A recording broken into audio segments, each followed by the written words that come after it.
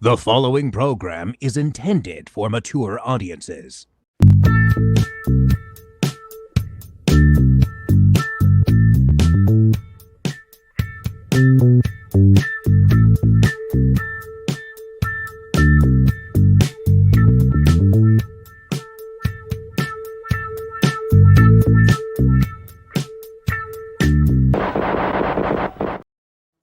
Oh, yeah. All you sexy nuns out there, Father Dan will see you now. Oh, yeah. What's up, Todd? Racking the box already. Yep. The nasty habits box. The Nasty Habits box, yes. So I've been talking about doing an Nunsploitation show for a while. We thought, well, we didn't review that box set, so we both have it. So We've been planning on it for like a year. why not? Yes, but talk general nunsploitation. So yeah, guys, if you're into nunsploitation, maybe we can teach you a thing or two and review these awesome movies. So Todd, before we get started, do you have like an all-time favorite? Because there's so many different. Nunsploitation kind of covers a lot. You got the you got the Japanese nunsploitation, you got the Mexican nunsploitation, Italy. A lot of people tackled it, and it kind of covers a wide variety, not all just like bump and grind flicks either. I'm gonna have to pull what you pulled on our recent review show. I can't answer that right now. I figured you'd be a Satanica Pandemonium guy, but or an Alucarda guy. I'm a big Alucarda guy. The only one that's stuck in my head, which is not my pick, but it does make sense, that's Sister Emmanuel. Hey, that's nunsploitation. It is. I know it is. And it combines that with that. So it's like the first one that jumps in my head, but wouldn't be my top pick. Yeah, it's hard for me to pick a top. I am a big Alucarda fan. Might like Alucarda more than Satanico Pandemonium.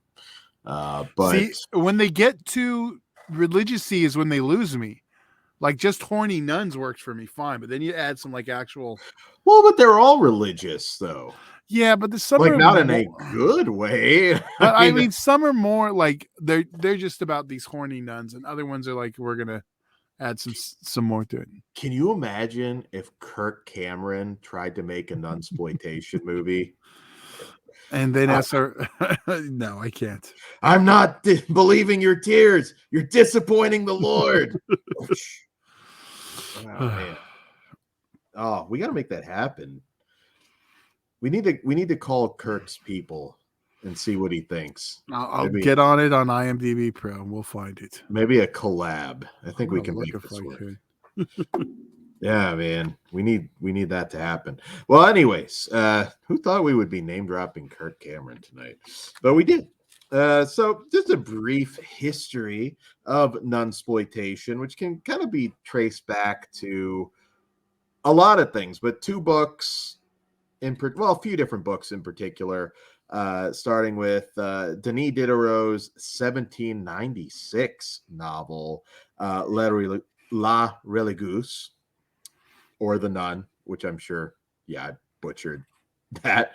That was a big one, which we'll be talking about a little bit more in a little bit, but also a big one, in my opinion, not too long.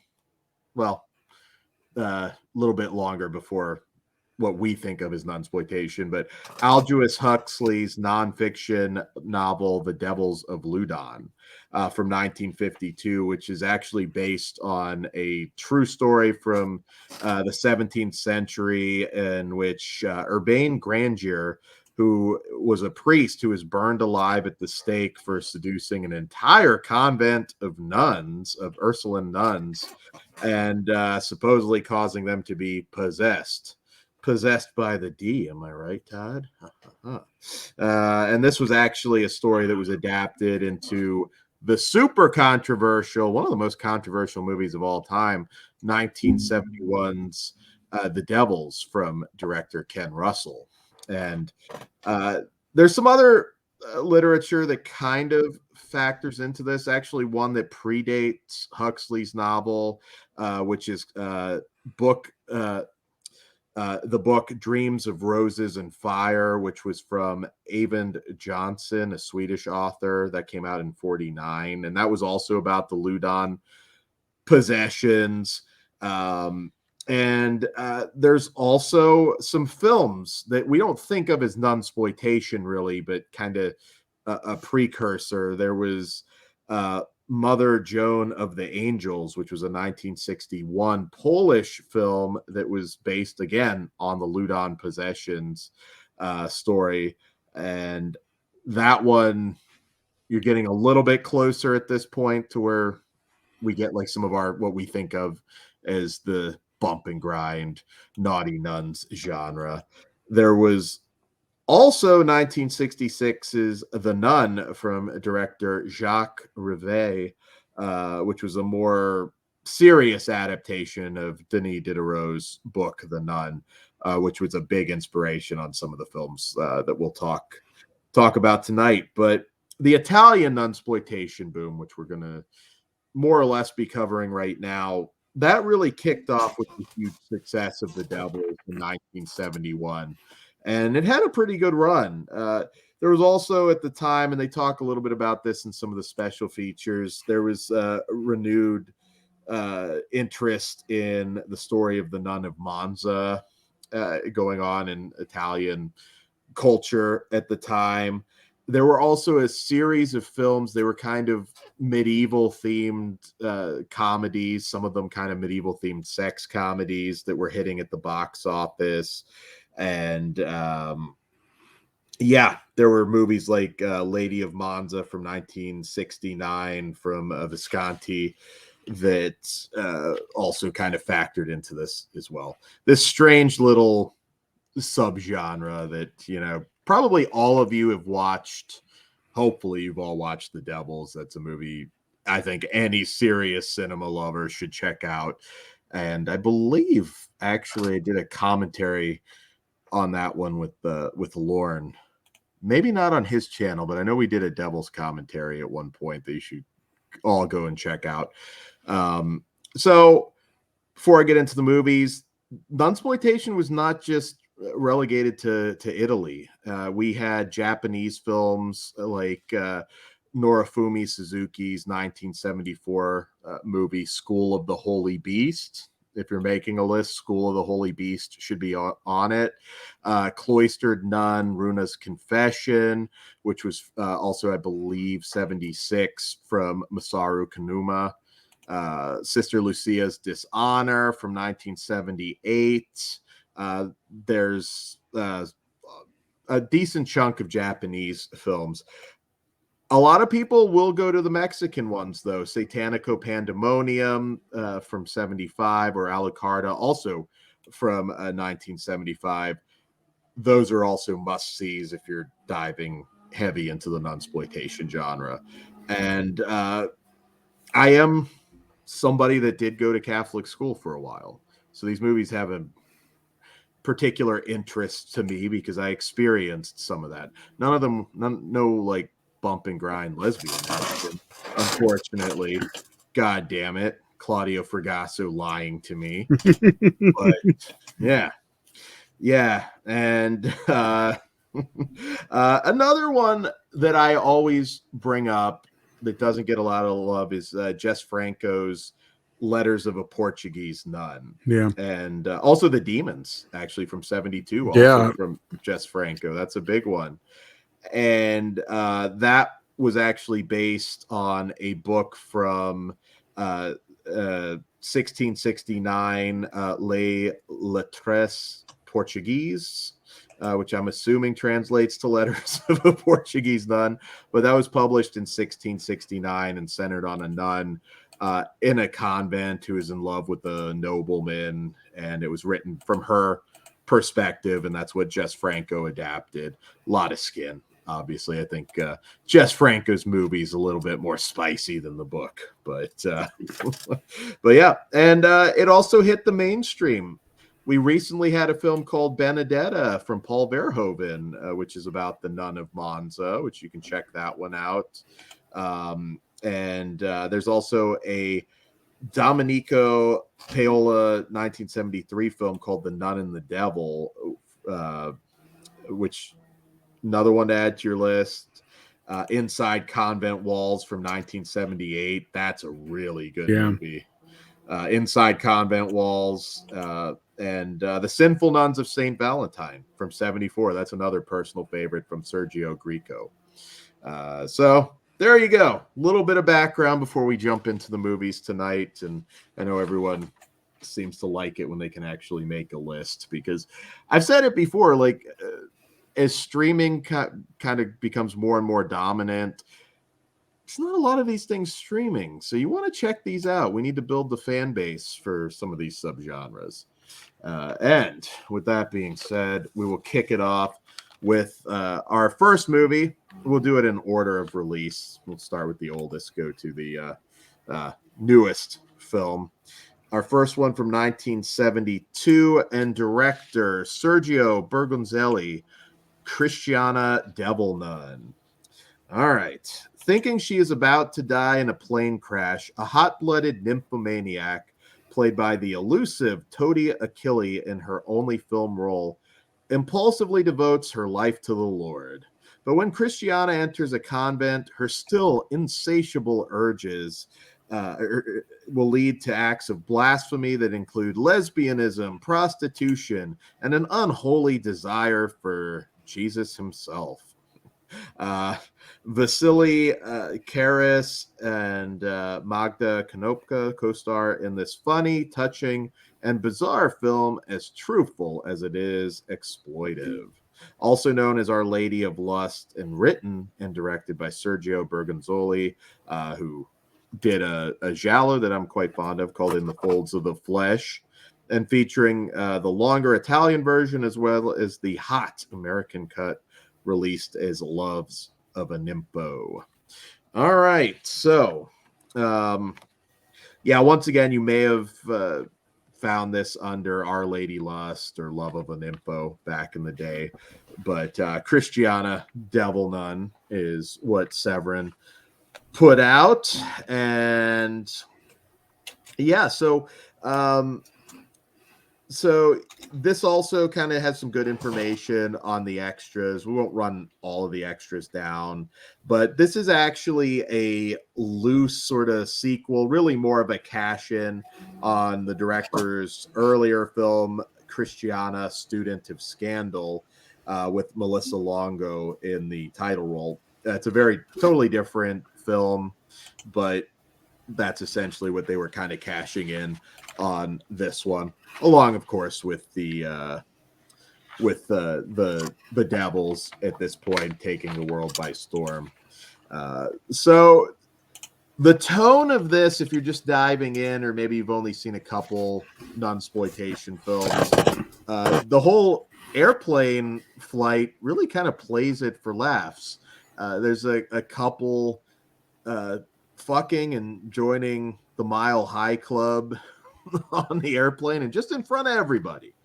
I cannot imagine that you would even get the head in before you're tackled by the air marshal. Well, I was just on an airplane recently. How do you fuck in an airplane bathroom? I go to such lengths to not have to use the bathroom on an airplane. Man, I literally, like, my head was like against the fucking wall to be able to use that fucking thing. Oh, dude. Yeah. I'm telling you, like, I'm ready to die by the time I land in LA. The last time I was there, because I don't drink. Like, I'm not trying to take any kind of piss on an airplane. So it maybe not the tone you're used to, because the plane starts going down while they're banging, and Christiana makes her deal with God to change her ways and become a nun if she's saved, which she does. Kind of a goofy setup for a Nunsploitation movie, but it kind of works. Her mom is trying to stop her from being a nun, and there's a painter at the convent who wants to use Christiana as a model, And of course, Christiana is not really built to be a nun. So some titties and hilarity ensue. No, not really. It's not a comedy, but it still delivers some nudity. Now, this is not the most brutal or blasphemous of Nunsploitation movies. I mean, they all are, of course, by their very nature. But this one has never been my favorite. I do enjoy it quite a bit, but it's again, for a newbie, I would not jump in with Christiana. I don't think it would be a good one to sort of hook you. Some of those earlier films I mentioned might be a better bet, because the tone really is kind of all over the place. It's kind of a darker ending, yet we kick it off with all this sort of comedy. This at times leans a little bit more into the drama. It's a little lighter. There's nothing too hardcore in this one. There's not a lot of punishment. A lot of these films are really known for their sadomasochism. There's always, whippings, torture going on by Mother Superior. This is a little bit lighter on that stuff. And I liked it as a seasoned Nunsploitation fan, but I don't think it's going to hit the same way.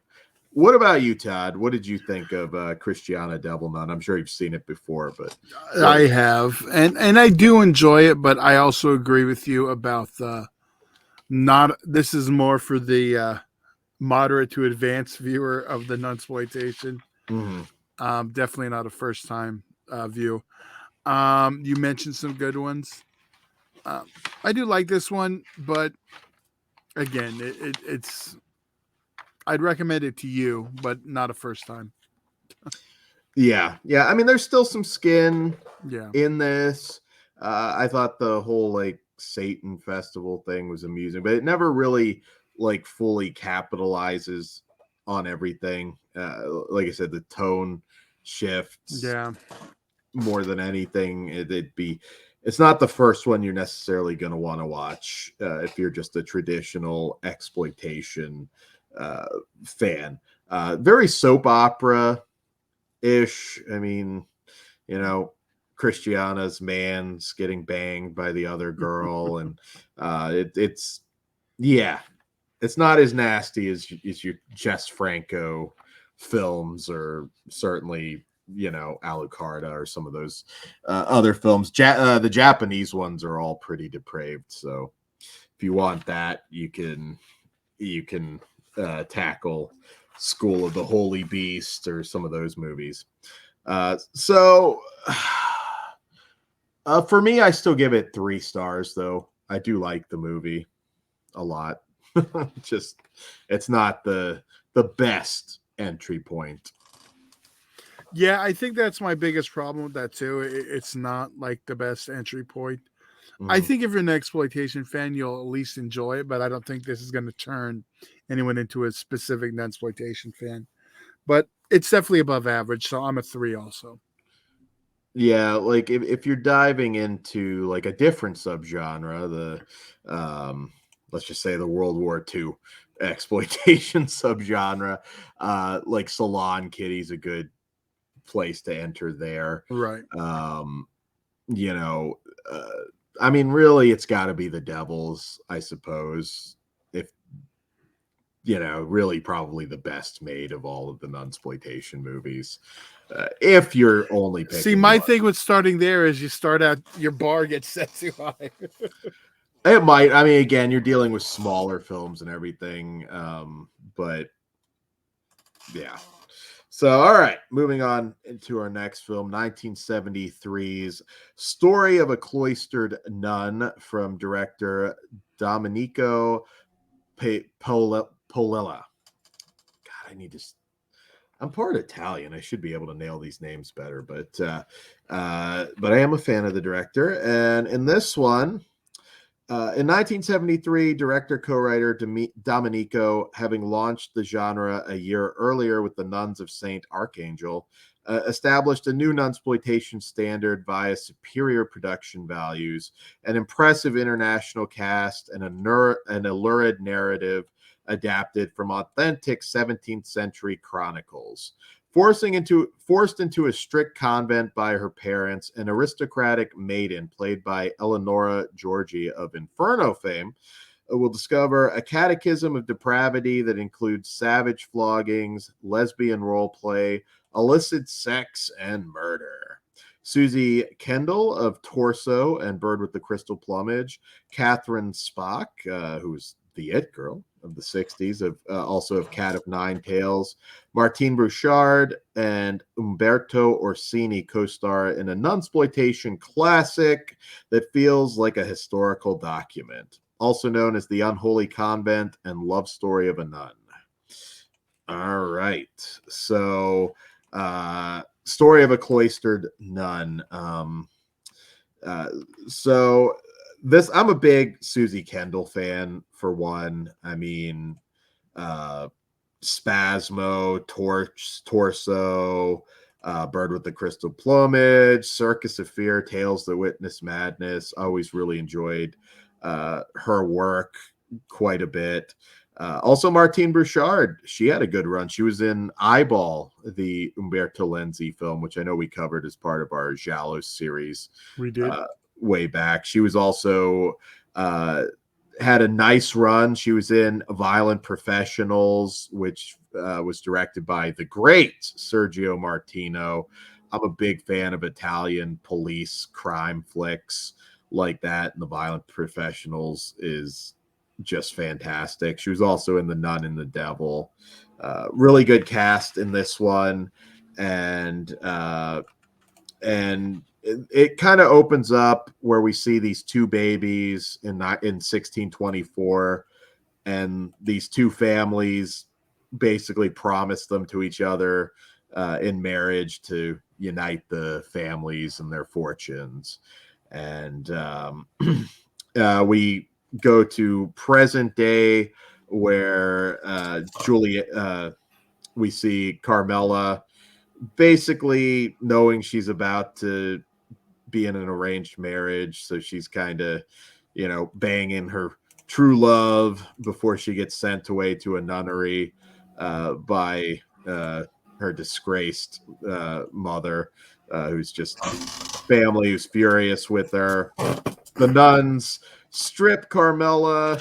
We get all the typical things you'd expect in a nunsploitation movie. You get more of that here. Again, not the most vile of nunsploitation movies, but you do get the typical whippings. These are very BDSM heavy films in a lot of ways, and you will see that like at any kind of like fetish club. Even if people aren't aware of it, they're essentially well, yeah, I mean, this. The Catholic schools groomed y'all. I mean, not just for other reasons, but to like to be bossed around. I was untouched. I wasn't even talking that way, man. They're grooming you to all be submissives. That is true. So that kind of makes sense with the aesthetic. So obviously she's not cut out to be a nun either, because we wouldn't have a movie if she was. And this is true. we have a lot of like politics. Sister Philomena is kind of the rat who's like a spy for Mother Superior in this one. And Carmela gets whipped by Philomena, who seems to be enjoying herself quite a bit while doing it. She's very savage.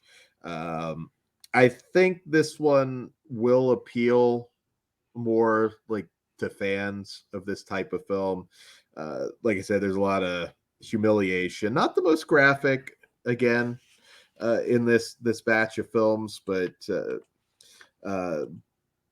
Julian of course arrives and wants to take her away from the nunnery, and well, you have to watch it to see if things work out. But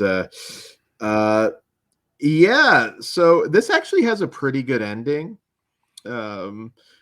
Definitely one that I think will piss off a lot of religious people, but there's still like a story. This isn't just soft core nunsploitation.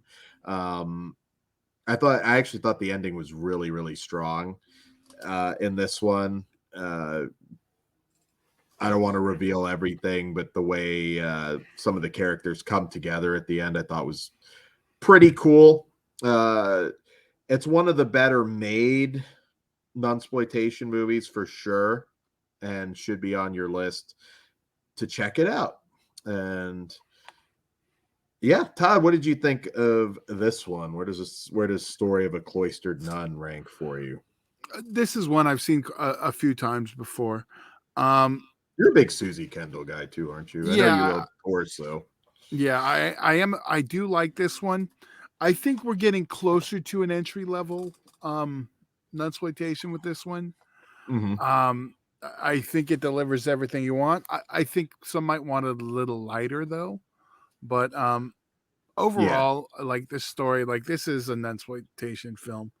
You It want something maybe kind of in between before you get too sadistic, but still, kind of a story there at the yeah, same time. it's like trying to find that perfect one. But if you're already a fan, I think you're going to really like this one. Or if you're went to Catholic school like Dan, There you you're go. going to be all about this one. Not a lot of good looking nuns though. Can't This say is I true. had like my Emmanuel nun. Yeah, that is one thing with this one. Yes. So Well, I give hopefully, this. Oh, go for it. no, I was just going to say, hopefully, we'll be able to actually talk Sister Emmanuel this year because they promised us 2023 we're getting that box, Oh yeah. Emmanuel's box. Yeah, well, we hope we can only hope we're going to get into Emmanuel's box, but I don't know, Todd. Laurie Gemser's still alive out there somewhere. They got an interview. All right, but yes, we're rating it. Sorry, I got distracted by the thoughts of Black Emmanuel box. Yes, I am 3.5 on this one. Yeah, I'm a 3 on this one. I do like this one. Sweet, sweet. Well, I'm going to predict that I think we're coming up on a film that you will like because it is from the great Joe D'Amato. So 1979, director Joe D'Amato. Images in a Convent. One of I think, the better known ones. Yeah. The same year he made Beyond the Darkness. Smut writer-director legend Joe D'Amato unleashed this strange and sleazy nunsploitation, one to pull out for those who think they've seen it all. When an orphaned young countess is sent to a remote nunnery for her own protection, she will instead discover a cloister of perversion rife with sapphic lust, sisterly S&M, satanic hysteria, and more. Paola Senatori, Marina Hedman, Maria Rosario Riuzzi, Giovanna Mainardi, and a big cast of Euro exploitation legends star in this trashy, impudent, and disgusting rosary dropper, now scanned in 2K, blah, blah, blah. Looks great. Fantastic. I should also say again, I know we're not doing a lot of the technical specs since it's a later review on the box set. Everything looks great. Severin did a fantastic job. So this one is, again, based on The Nun, the book by Danny Diderot that I talked about earlier, which really was kind of a blueprint for nunsploitation films in a lot of ways. And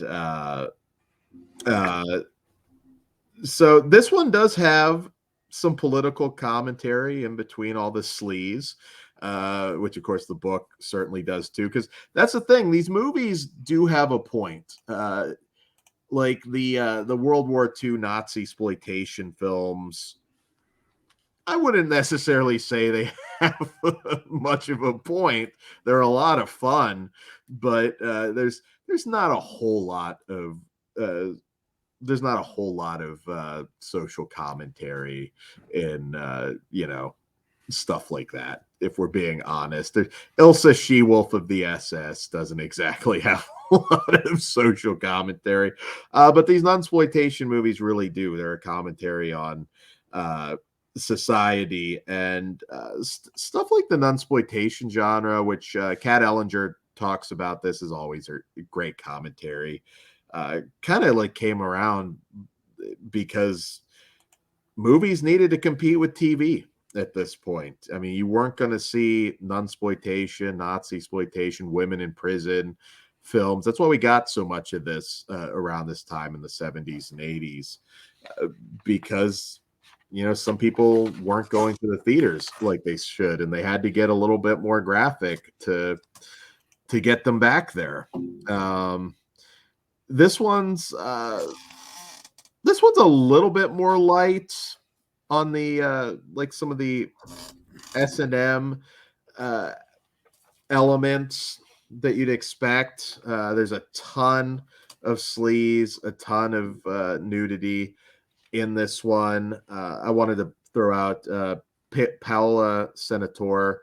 She was in Eaten Alive for Umberto Lenzi, the classic must-see film Emmanuel in America, if you haven't seen that. She was also in Story of a Cloistered Nun, which we talked about before.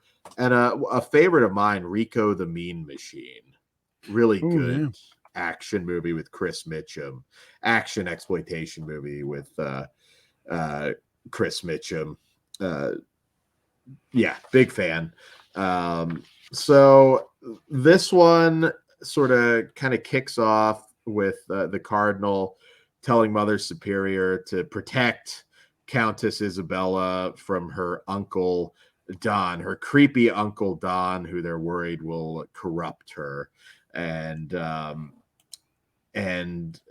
so the opening scene is so Joe D'Amato. Not the opening scene, but the beginning, when the nuns are bringing the new clothes to Isabella, and Isabella meets Mother Superior and just immediately shows her titties without a work. Just drops trow, shows her titties. It's a really funny scene. Like, I'll just put it that way. I'm like, even if I didn't know Joe D'Amato, if I didn't know this was a Joe D'Amato film and I was watching it for the first time, I'd be like, that's a Joe D'Amato film right there. We get tons of nudity, tons of sleaze here. Like I said, not an overly sadistic nunsploitation movie. Again, there's a little bit of the, little bit of gore as far as, the typical whippings. And there's a scene where the nun busts this girl, starts whipping her, and like it just immediately then just starts having sex with her. Like it's just like that transition is just like immediate. She starts kissing and licking the wounds, and this is why Dan was always in trouble at Catholic school. He's like, but they did that in Images of Convent. There's this Pan statue that is apparently possessing the nuns. It's kind of alluded to that they keep cutting to the Pan statue, and this one's hot. There's some hot scenes in this. If you're looking for spicy content, yeah, Dan always is. Yeah, you're definitely there. Joe D'Amato takes you there. We're at this point of the nunsploitation genre where it is a little bit more graphic, and yeah, there's a guy basically just seducing these women with his possessed demon dingus, and yeah, it's a lot of fun. Not the best film in terms of just like if you're looking for a serious nunsploitation movie, but I like this quite a bit. There is a little bit of where it slides into being an adult movie. It's not a full-on like adult movie as far as actual penetration. There is a wooden phallus at some point that is inserted, and a few shots like that, but it's not like a full-on adult movie. And yeah, it's just wild. More in the bump and grind for sure. And I love it, Todd. Do you not love it, Todd? Joe D'Amato doesn't get enough credit. How many movies did he make that didn't at least entertain? And he did do a lot of adults, directly adult stuff later. I remember a lot of the straight to video, well, shot on video, I should say. Yeah. From that era, or well, a little later on. But yeah, I'm a fan of his, and out of this box so far, this is 100% my favorite.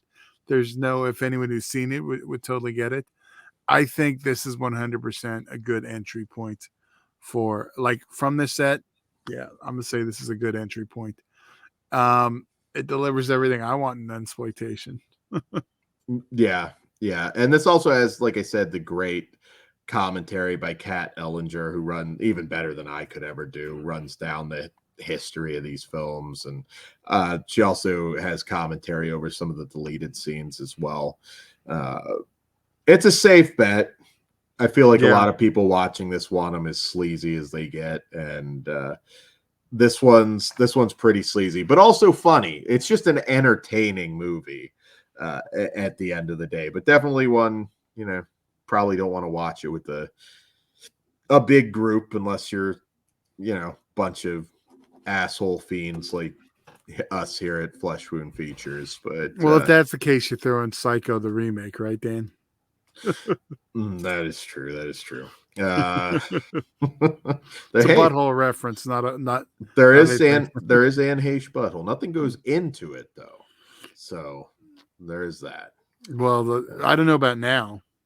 Well, definitely not now. You have to talk to Ellen. I don't know. Ellen's tell all. Well, I was making inappropriate. Yeah, I know you were, because you're a piece of shit, Todd. All right. On that note, these are so hard to rate, but I'm a 4. Actually, no, I'm a 4.5. I was gonna say I'm a 4.5. I was gonna shame you into it, so you made my job easy. I was like, I can get you not giving it a 5, but come on. So that's 4.5 across the board. There we go. All right, so that was Images in a Convent. Moving on to our main event of the evening from 1980. Director Bruno Mattei and writer Claudio Fragasso. The true story of the Nun of Monza. For their first fateful collaboration, director Bruno Mattei and writer Claudio Fragasso took the often filmed story of the 17th century heiress turned sinful sister Mariana de Leyva and transformed its themes of religious and political hypocrisy into a celebration of desecration that remains one of the most bizarre, extreme, and blatantly blasphemous films in the genre. Zora Kurova of Anthropophagus and Cannibal Ferox stars alongside Franco Garofalo of Hell of the Living Dead, Annie Carol Edel, Paolo Montanaro, and Franca Stoppi in this elusive, entertaining, and nasty nunsploitation that is definitely a Bruno Mattei film. Filmed back-to-back in the same convent with Mattei Fragasso's The Other Hell, also a very famous nunsploitation movie. All right. So, yes, this was filmed back-to-back with Other Hell with basically the same cast. Other Hell, like I said, very well known. I think it was like one of the earlier ones that kind of came on DVD when a lot of people were kind of discovering. So that was a cherry buster, I think, for a lot of people. Shriek Show put out a ton of stuff from that. I know Images of a Convent was a Shriek Show disc. Mm-hmm. I think this one was too. It's been a while. Yeah, Other Hell definitely was, and I think this one was too, if I remember right. And it's always hilarious, and we've lost so many just in recent years. It's always hilarious listening to some of these Italian directors, writers, producers, what have you, on the extra features, just casually talk shit about the other ones. I remember like little shots between Ruggiero Deodato and Umberto Lenzi, like taking like these. You could tell like each one wanted that mantle of being like top of the Oh, yeah. cannibal genre. They take little shots at each other. I always find the extras amusing. Claudio Fragasso has done that in the past on some extra features. He does tell a really hilarious story of the actor Franco Garofalo being a house guest from hell for he and his wife. And it's a pretty funny story. So you should definitely check. He was also in Hell of the Living Dead for Claudio, and sounded like a really amusing character. That yeah, it's a pretty funny thing. He talks about his real daughter being in the scene in we're being boiled in a pot in the other hell, which I'm sure that's an interesting conversation when she grew up. Right. And it's a good double with other hell. Like I said, a lot of the same cast. Paola Montanaro, rest in peace. She's no longer with us. Has some very spicy lesbian scenes in this film that are quite hot. This was actually shot at the abandoned Santa Priscilla convent, which is also again other hell. I know they were shooting this back to back. It was like Claudio would be shooting down in the catacombs while Bruno would be shooting up on the upper level. So it's pretty crazy how they made this work. I mean, that's pretty common nowadays, but back then when you film was a very different business at that time. It's pretty impressive what they were able to do. So this is the king. And kind of as you go along here, we're in 1980. As you go along, it gets spicier and spicier. This has it all in terms of the sex scenes, the sadomasochism. It goes very, very, very, very hard, very particularly offensive. Like this movie, and they kind of address it in the special features, really felt like they're trying to like really piss off the church with this one.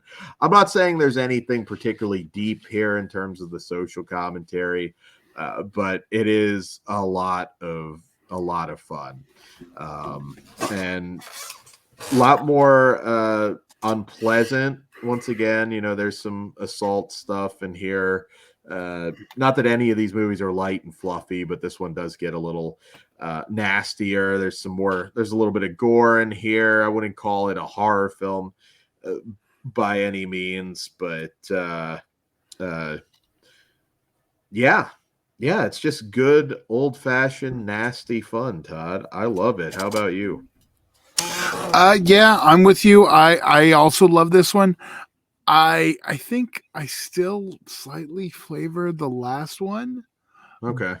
But I mean this one, like, yeah, it's good.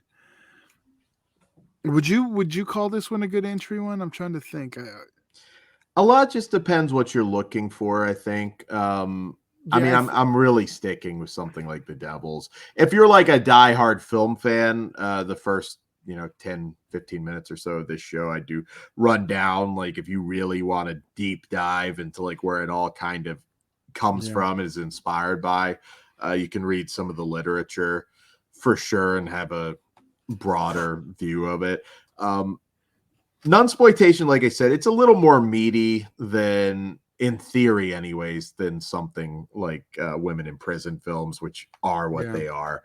They're not trying to, I mean, some films did try and kind of have a little bit of a message in there, but same thing with the Nazi exploitation stuff. That was just making a World War II themed I mean, those also did very much go more into horror elements as far as genetically mutilated mutants going around assaulting women and everything. I think those are a little more graphic in general if you really break it down. But you know, the nunsploitation genre might be a bit more upsetting if you are a religious person, which I don't see anybody mistaking these for a Kirk I Cameron wanted film. Passion of the Christ.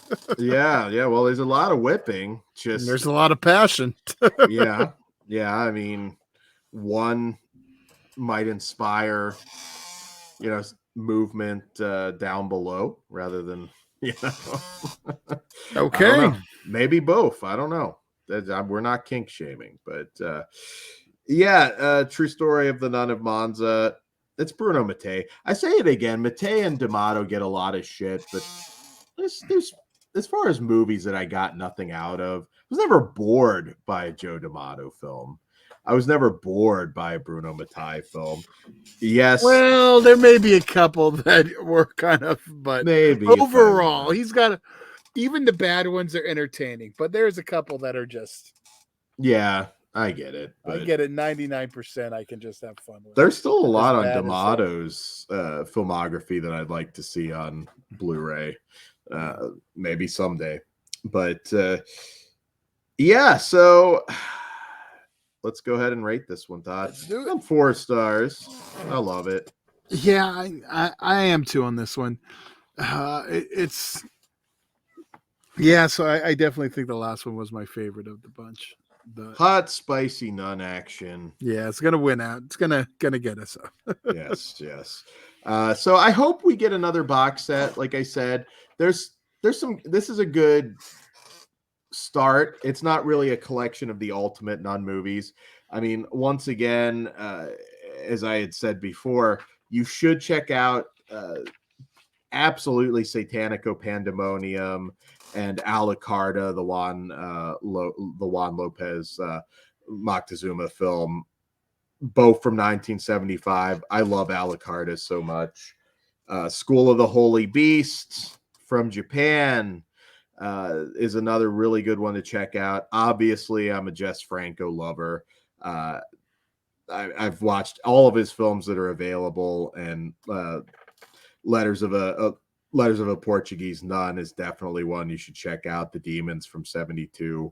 A lot of his stuff's on Blu-ray, and hopefully we've given you a good guide to start you off on your nunsploitation journey. On that note, I believe that's all I have for you tonight. Patreon.com/fleshwoundfeatures. All starts just $1. Be sure to like, share, subscribe. Hit that thumbs up if you enjoy our content. And on that note, good night. Good evening.